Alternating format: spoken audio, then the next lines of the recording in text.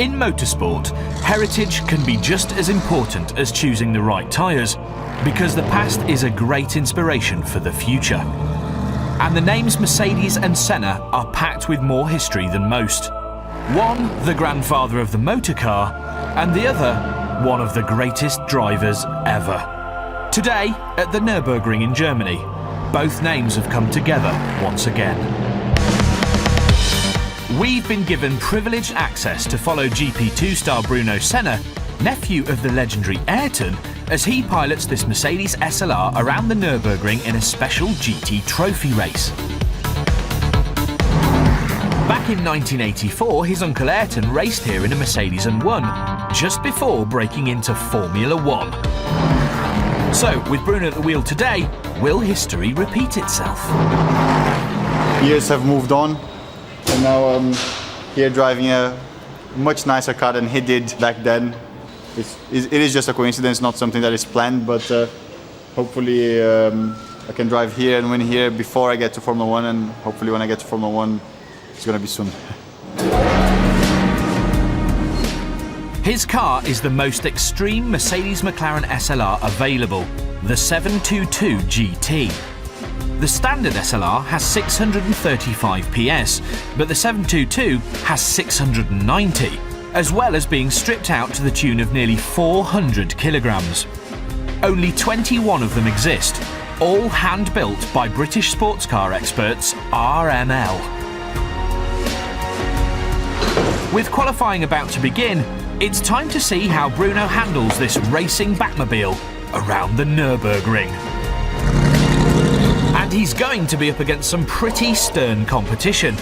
Legendary touring car champion Klaus Ludwig is here, as well as McLaren's chief test driver Chris Goodwin and former Ferrari F1 driver Jean Alesi.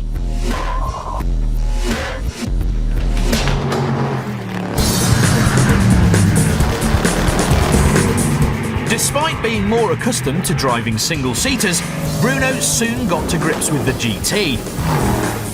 Under the watchful eye of the pit crew, he chipped away at his lap times, eventually finishing third on the grid, just behind Jean Alesi and Klaus Ludwig. While the teams went to work on Bruno's car to download the performance data, he gave us his thoughts on qualifying. My best lap, my first sector was quite careful because I had a bit of a lock-up on the previous lap into the first corner.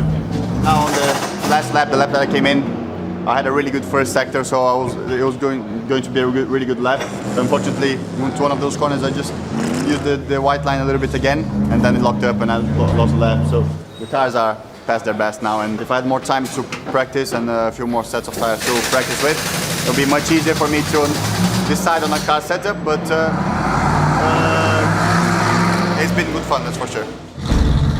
Clearly, Bruno thought he could do better, but in spite of this, he was only a second down on Alesi and Ludwig. Not bad for a GT rookie.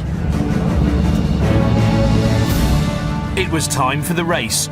5 laps of the Nürburgring. The wet weather dictated a rolling start, and as the cars went on their warm-up lap, one question remained.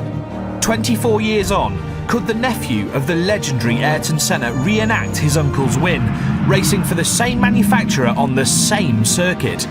Was it just coincidence he'd been given car number 1? The pace car brought them round to the start line, and the race was on. Into lap 1, and Bruno locked up the back end into the first corner, which helped Chris Goodwin dive up Bruno's inside and move into third position. And Bruno wasn't the only driver struggling with the wet. In lap 2, Bruno was all over Chris Goodwin, and some neat late braking saw him squeeze back into third. After 3 laps, Bruno had a good lead on Goodwin and was pushing hard to catch the leaders, when disaster struck. The brutal power delivery of the McLaren's 5.5-litre V8 bit him, and not even the SLR's ceramic brakes could save him from a detour into a gravel trap. I think I have some gravel between my tires and my brake calipers, so I'm going in. The race was over for Bruno, and he was forced to retire to the pits. Tried a bit harder to catch the guys in front. Unfortunately, ended up locking up on the rears and had a trip on the gravel. After that, then it was just there was no point on trying any harder. It was a bit too slippery. But anyway. In the end, it was Alesi that took the honours, with Ludwig coming second. For Bruno, history would not be repeated at the Nürburgring. But with a Formula One career beckoning, perhaps this isn't the last time we'll see him behind the wheel of a racing car with a McLaren badge.